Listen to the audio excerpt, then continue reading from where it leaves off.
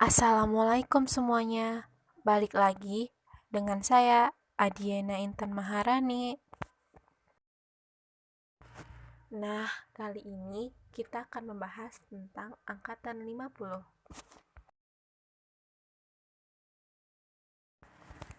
Dimulai dengan sejarah angkatan 50. Sastra angkatan 50 dilatar belakangi oleh keadaan Indonesia yang pada saat itu mengalami perubahan yang cukup drastis, yakni dari transisi penjajahan berdarah menuju ke kemerdekaan cemerlang. Tentunya suasana tersebut para sastrawan mulai memikirkan ciri khas sastra pada angkatan 50-an dan masalah kebudayaan yang sedang dialami Indonesia untuk membedakannya dari angkatan sastra sebelumnya. Pada Para sastrawan juga mulai mencari bahan-bahan yang merajuk pada kebudayaan Indonesia yang murni dan membebaskannya dari pengaruh budaya asing setelah penjajahan. H.B. Jasin, seorang pengarang, penyunting, dan kritikus sastra ternama dari Indonesia, dapat dikatakan sebagai pelopor angkatan 50 karena angkatan 50-an ini ditandai dengan terbitnya majalah sastra kisah yang ditanganinya. Selanjutnya adalah karakteristik angkatan 1950. Yang pertama, umumnya karya sastrawan sekitar tahun 1950 sampai 1960-an. Sampai tahun 1950 dan sampai 1955, sastrawan angkatan 45 juga masih menerbitkan karyanya. Corak karya cukup beragam karena pengaruh faktor politik ideologi partai. Terjadinya peristiwa G30 SPKI sehingga sastrawan Lektra disingkirkan. Gaya epik bercerita berkembang dengan berkembangnya puisi cerita dan balada, gaya yang lebih sederhana dari puisi lirik. Gaya mantra mulai tampak balada. Gaya ulangan mulai pada berkembang, meskipun sudah dimulai oleh angkatan 45. Gaya puisi liris pada umumnya masih meneruskan gaya angkatan 45. Gaya slogan dan retorik makin berkembang. Selanjutnya adalah majalah sastra. Karangan-karangan yang dapat dimuat akhirnya hanya dalam bentuk sajak, cerpen, dan karangan lain yang tidak begitu panjang, sesuai kebutuhan majalah. Para pengarang pun lebih produktif berkarya di sektor tersebut. Keadaan seperti itu menyebabkan munculnya istilah sastra majalah yang pertama kali dipopulerkan oleh Nugroho Noto Susanto dalam tulisannya Situasi 1954 yang dimuat di majalah yang dipimpinnya yaitu Kompas. Para pengarang setelah angkatan 45 menghadapi kenyataan-kenyataan yang tidak menguntungkan kehadirannya. Meskipun mendapat tempat di halaman-halaman majalah, ruang kreativitas mereka tetap terbatas, terutama untuk mencari identifikasi diri dan kawan-kawannya. Hal itu disebabkan oleh redaksi majalah-majalah pada saat itu dipimpin oleh para pengarang angkatan 45. Majalah kisah yang eksis pada 1953 hingga 1956 memiliki peranan cukup besar karena banyak pengarang yang muncul dalam periode ini mengumumkan tulisan-tulisannya yang berawal dari majalah ini. Selain itu, terdapat majalah mahasiswa, Kompas, yang setelah dipimpin oleh Nuto Susanto sangat banyak memberi perhatian kepada persoalan-persoalan dan gaya-gaya sastra. Kemudian ada majalah prosa pimpinan Ajib Rosidi, Ruang Kebudayaan Genta, majalah Merdeka SM Ardan, majalah seni, majalah konfrontasi, majalah budaya serta beberapa majalah yang sudah lama seperti Mimbar Indonesia, Gelanggang, atau Siasat Indonesia.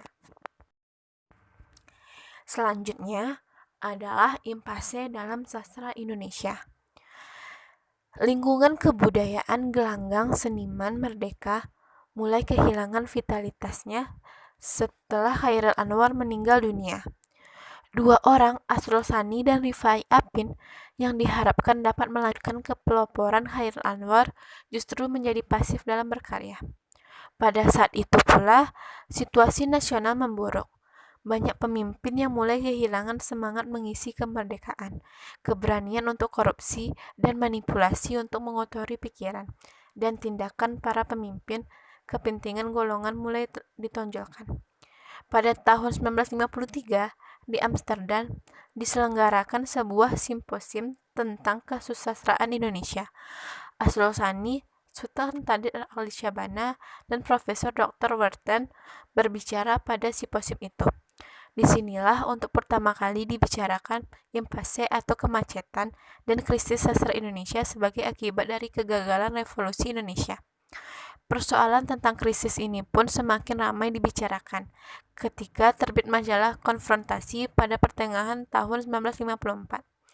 Soedjarmoko menulis sebuah esai yang berjudul Mengapa Konfrontasi dan dimuat di majalah tersebut. Dalam esainya, ia melihat tanda-tanda bahwa krisis dalam sastra sebagai akibat dari krisis kepemimpinan politik.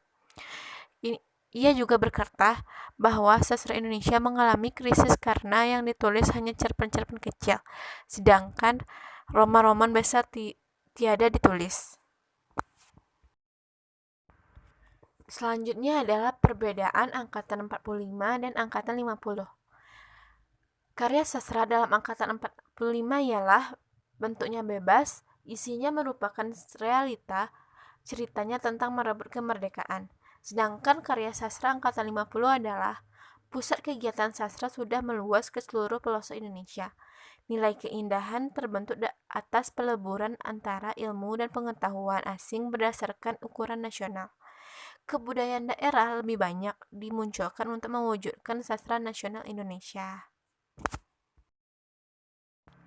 Selanjutnya adalah pengarang dan karya sastra. Yang pertama adalah Toto Sudarto Bachtiar. Di Cirebon, 12 Oktober. Penyair ini menulis kumpulan sanjak suara dan etsah. Di dalam kedua buku tersebut bisa kita jumpai Pahlawan Tak Dikenal, Ibu Kota Senja, Gadis Meminta-Minta, tentang kemerdekaan, dan lain-lain. Toto juga menerjemahkan novel karya Leo Tolstoy berjudul Hati yang Bahagia, drama Sanyasi, Pelacur, Sulaiman yang Agung, Malam Terakhir, novel Bayangan Memudar, Pertempuran Penghabisan. Toto Mokhtar dilahirkan di Kediri 17 September 1926. Meninggal di Jakarta 19 Mei 1992. Novelis yang melukis ini adalah pemenang lomba yang menulis novel berjudul Pulang. Juga dituliskannya novel daerah Tidak Bertuan, Bukan Karena Kau, dan Kabut Rendah, dan keduanya terbit tahun 1968. Selanjutnya adalah Sitor Situmorang. Dilahirkan di Tapanuli 2 Oktober 1924. Penyair ini menulis kumpulan sanjak Surat Kertas Hijau dan sajak Wajah Tak Bernama, Zaman Baru. Ia juga menulis Jalan Mutiara dan Pangeran. Keduanya kumpulan cerpen.